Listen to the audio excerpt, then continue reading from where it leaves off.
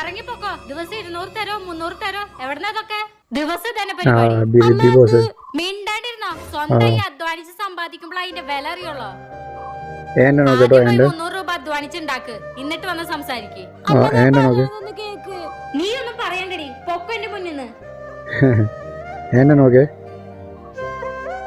ആ മാഡം, ഇന്നത്തോടെ തീരണ്ടായിരുന്നു. ഒരാളുടെ കുറവ് കാരണം ചിലപ്പോ പണി നാളത്തേക്ക് തീരും. നോക്കട്ടെ ആരെങ്കിലും കിട്ടുമോന്ന്. ചേട്ടാ ഞാൻ ചെയ്തോളാം ജോലി.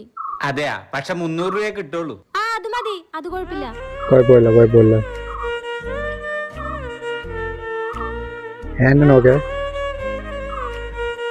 നല്ല വർക്കർ പണി, നല്ല പണിയിലെ ആള്.